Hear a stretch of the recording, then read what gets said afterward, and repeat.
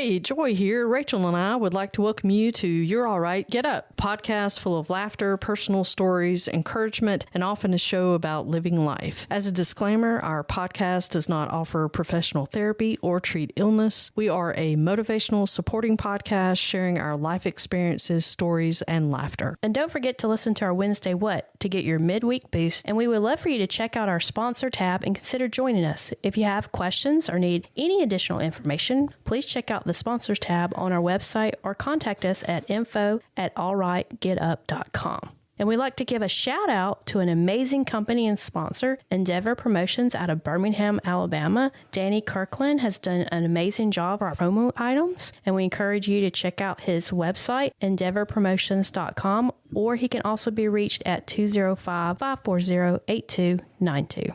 Yeah, he's an amazing guy and an amazing company. They have done a great job. Highly recommended. In this week's Weird Wire, I really dedicate this one to you. Oh, yeah? Yep. Have Sweet. you heard about this one?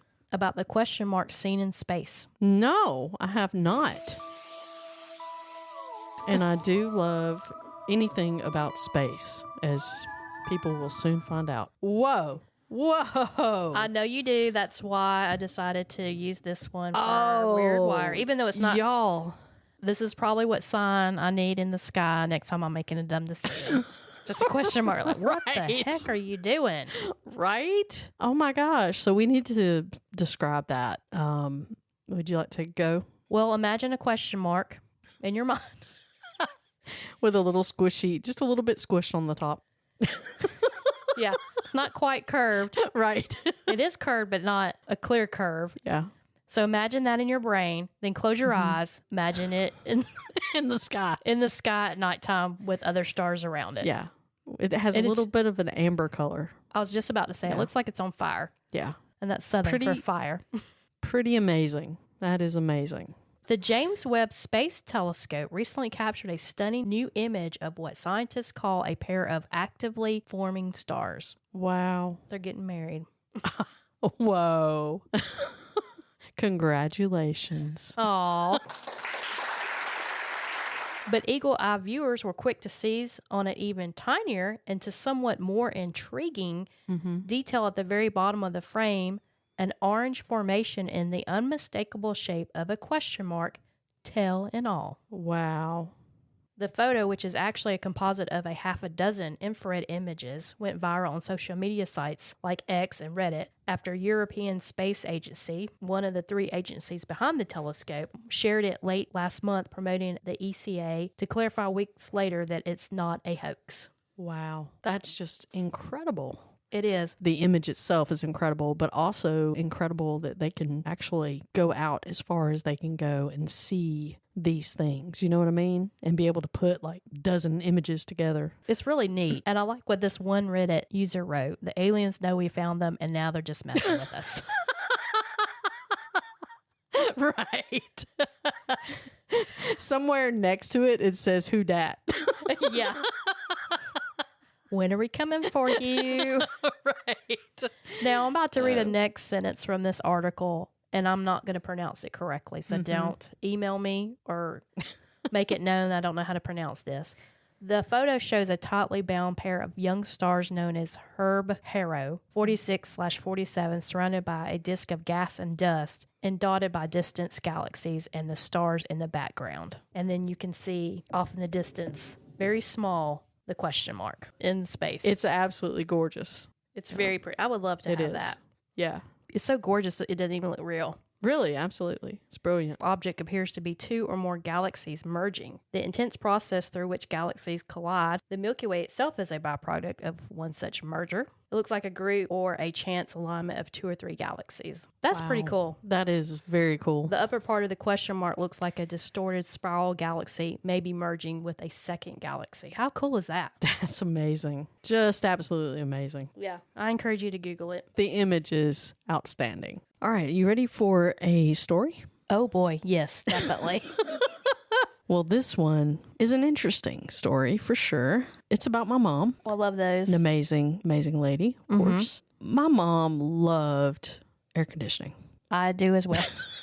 Now, especially this time of year, I'm sure a lot of us can agree. When it's over 100 degrees. Yes. When you feel like you're sweltering and melting like the Wicked Witch of the West, right? It's terrible, and humidity and all that. My mom loved it. She loved the fan, the air conditioning, anything with a breeze. Couldn't stand the heat. Just couldn't stand it. She'd tolerate it if she had to, but she was not very happy about it. She'd get very grumpy, Right. It was interesting because my mom and dad were working full-time jobs. And they did very well. They both were entrepreneurs as well as worked for other companies as well, but they did very well in that respect. There was a time when they acquired a beautiful old classic car from my grandparents, from my granddad. And it was a Chevrolet Galaxy, spotless. It was beautiful. And as a kid, I would go out. I was probably, maybe... I would say probably 9, 10, maybe around 10 years old, something like that. I'd go out and I'd sit in that car. In the 50s? Right. Yes, absolutely. Kidding.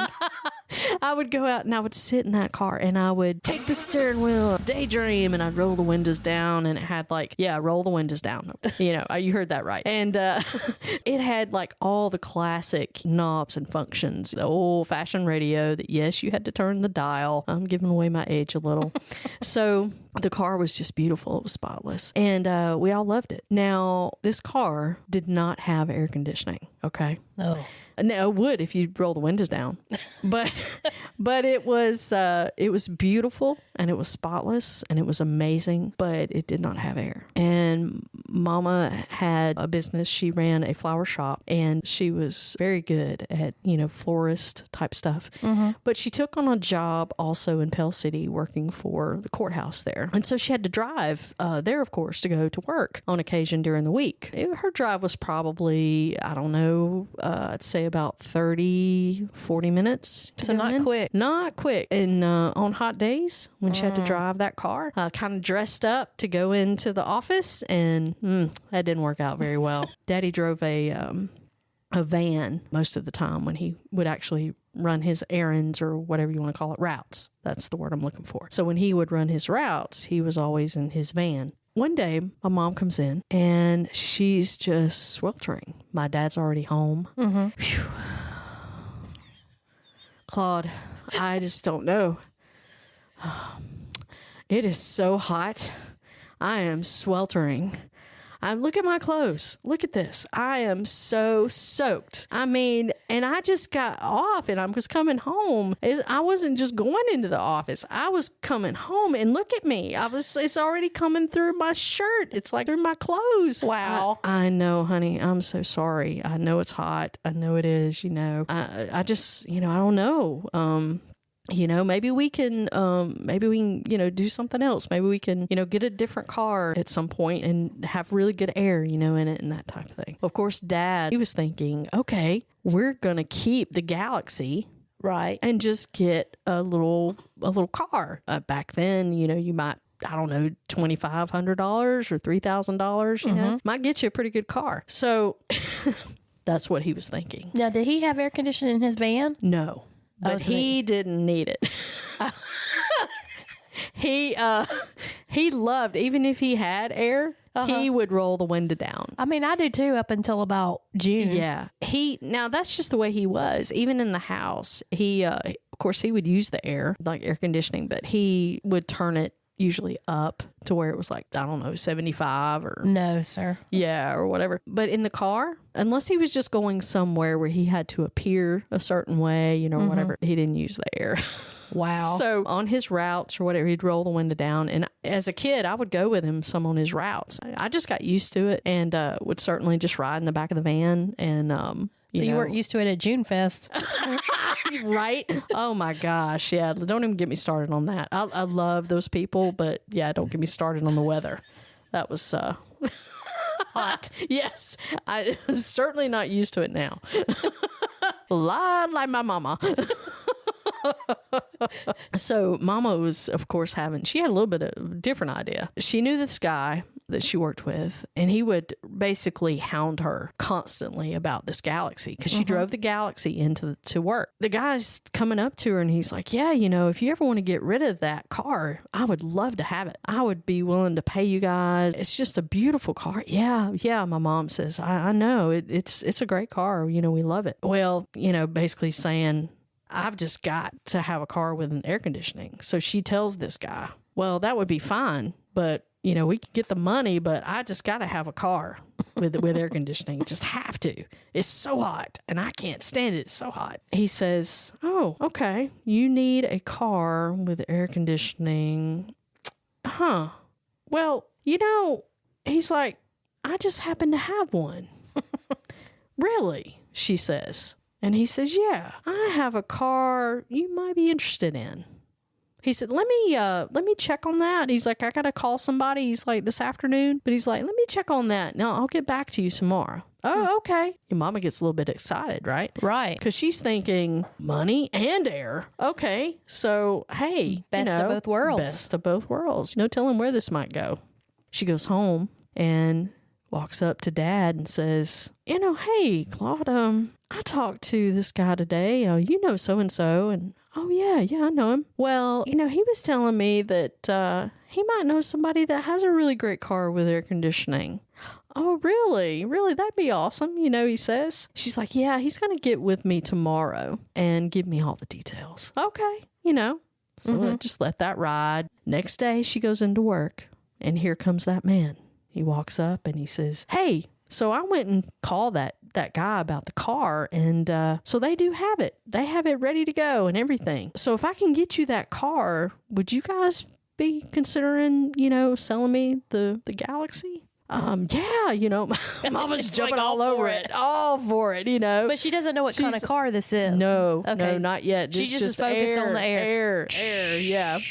Yeah, so she's got these details that all of a sudden this guy gives her this list of, okay, here's the car, the name, the mileage, you know, blah, blah, blah, blah. Here's the guy's phone number. She takes that home, shows it to my dad, kind of tells him the arrangement. And he's like, whoa, wait a minute. I didn't know. What? Wait, we're getting rid of the Galaxy? Well, that's what he said he wants, you know, it's what he wants. And then we get the car for this amount, which seemed like a pretty good deal, you know, based on that, right? Because you're getting having to pay less for this car that apparently has lower miles and has air conditioning.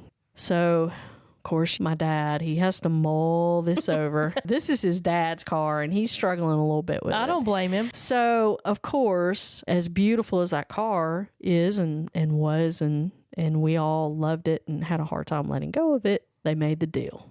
Dad, he wanted Mom to have a really great car and be comfortable. You know? So he did the deal. For many years after that, he said, gosh, I really wish we'd kept that Galaxy. Well, he had every reason to say that based on this next part that I'm about to tell you. Uh-oh. So we got the car. It was probably the yellowest of yellow I think I have ever seen. It was a 2-door Cordoba, Chrysler Cordoba. Look it up on the internet. It had air. It had air conditioning. But let me tell you guys, basically, Mama drove that car to work, and it wasn't probably a month later that she was driving that thing home and it started to smoke. And she'd get home and she'd be like, oh my goodness, you know, my car was smoking. And Daddy would go, oh gosh, really? Okay, well, let me go out and look at it. So he would look at it. And he was a great mechanic. He really was. But he also had this really great guy that he would go to and take cars to. And he would go have them worked on. He would take it over there to him, to this man, this other mechanic that he knew. And of course, they really couldn't find anything crazy major. But the car would smoke. So then later on, they found out that there was a leak and they tried to repair that. Well, it would like go away for a short time and then it would come back. So, so here's some of the best part. Now I know why a lot of places come up with automated functions in a car. And let me tell you why. We were going one day to school, to my school. She was dropping me off at school. How old were you? And so at this time, I was about 12 maybe. Okay. Preteen, 12, almost maybe 13. And we're driving. Of course, I was trying to be somewhat cool at that point in my life. Trying. And so we're going down a county road, not a major highway, down a county road. And we're driving along and it's raining. It's starting to drizzle and rain. I'm sitting in the front seat. And as it's starting to rain, she turns on the windshield wipers and they start to go. And all of a sudden, out of nowhere, it stops right in the middle of the windshield. Uh-oh. It just stops. She turns it off, turns it back on, and it stays right there. She turns it off and turns it back on, and it goes up just a little bit to the far right. And she says, Joy, roll down that window right there and reach out and push that windshield wiper down. And here I am. I'm rolling the window down, and I'm leaning out the window, and I'm pushing the windshield wiper down and up with my hand. Nice. Getting the water off the windshield so that she can see while she's driving. Did you I feel was cool? the coolest kid in high school driving up to the front of the high school. You know what I'm thinking of right there? The fawn's like, hey. Right. Exactly. So it was probably, I don't know, maybe 2 weeks later. Finally, Daddy figures out what's going on with the windshield wiper. 2 weeks later, we end up going back to the school. And all of a sudden, as we're pulling up, like turning off the main road, it starts to smoke real bad. And the leak has started to happen again. Oh, no. A total lemon. I'm telling you, the color did this car perfectly. It was living up to its name. So was it brand new when you got it, or was it slightly used? It was slightly used. And so we're going down the school road to go to the front, and where she'll drop me off, and it's smoking. Just drop me here. I told my mama, I love you. Would you mind just pulling up right here and letting me walk? I'll walk. No, honey. Yeah, I'll take you right up to the front. No, it's okay. I'll really walk. I don't mind. Moving forward, another day as we're going back to school, the car stops. Like before we get to the school road, it just quits. Quits. And she pulls the car over to the side of the road. You know, we didn't have phones back then. So as we're sitting there, the school road, we're sitting probably like maybe a half a mile from where the school road starts. And because it was a pretty long little entrance road as you go up to it. And right on the corner there, we had some friends that we knew from church that lived there on the corner. And so, she said, okay, I'm going to get out. It's okay. I'm going to get out. I'm going to go over to our friend's house right here and I'll call your dad. It's okay. You know? And so we see this car pull up behind us, and it's one of the cheerleaders from the high school. Oh, no. And she stops, and she gets, of course, me as a little preteen. I'm like, oh, look. Horrified. It's the cheerleader. Oh, my gosh. You know, like a real popular person, you know. Uh-huh. And the cheerleader walks over, and she says, hey, are you guys okay? Do you know... And I'm thinking the whole time, you've probably seen our car. It feels so bad for us. But my mom immediately makes friends with her. And the cheerleader, she's like, come on, you can get in the car with me and ride up to the school. So it's just the cheerleader, not the cheerleader and her mom? Right. That was nice of her. So, yeah, because she was like, I guess a junior at the time. You would never do that now. I know, right? I got in the car with her, and I thought then, I was like, oh man, this is awesome, you know, because I'm with a popular person. So, Mom went and called my dad, and of course he came over and helped get the car back going again. But the last straw of this whole story is that Mama was willing to put up with the car for the air conditioning. Okay? Wow. From what we've heard so far. And one day she started back home from work, and as she was going down the road, she saw a glow under the hood as she was going down the road. That's not good. And she was thinking, oh my gosh, okay, this is not good. How far do I have to go? Because she was afraid to pull over. She wasn't really sure what was going to happen then. And she was almost home. And so as soon as she got home, she abandoned the car real fast and ran inside and was like, Claude, Claude. Of course, he came out real fast and he noticed that glow and he immediately got the fire extinguisher. There was a fire. Well, yeah. Starting under that hood. I can't believe she kept driving. I know. And I was so thankful that she made it just fine without, you know, because right after that incident, that car was no more. That's what we call Oh Yella. I'm going to say your mom made a bad trade.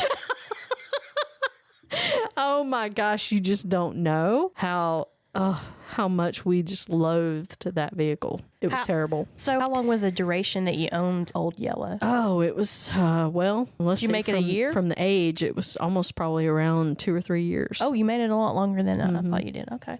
Yeah, because it was, you know, those incidents that just happened periodically 4 to 6 months later or whatever. Yeah. Okay. What color was the Galaxy? It was a beige color. So it was beige and it had chrome all over it. It's like a 63 or 60. I think it was in the 60s. Yeah, because I'm looking at ones that are 63 to 64. And I'm going to be honest, it's much better looking than the other car. Right, right. It was a fantastic car, no doubt. And my dad, of course, he loved it. He was a little heartbroken over it, but so were we when we found out that the whole air conditioning thing was a no-go. Yeah. We shouldn't have gone that far. Mom, if we would have had those really cool things that you put over your shoulders, like the fans. Oh, yeah, yeah. We would have bought you 2 or 3 of those at Christmas and said one and done. Get her an ice beanie. Right? Yes, exactly. Those. Yep. So many options. But goodbye, Oh Yellow. Just bury you. Bad car. I miss that Galaxy. Yeah. That was so terrible. I hated it. Mama, she didn't know, though. It wasn't her fault. I felt so bad for her, too, because like I say, she didn't know. She was just hoping to get something that was better. So sometimes the grass looks so much greener on the other side.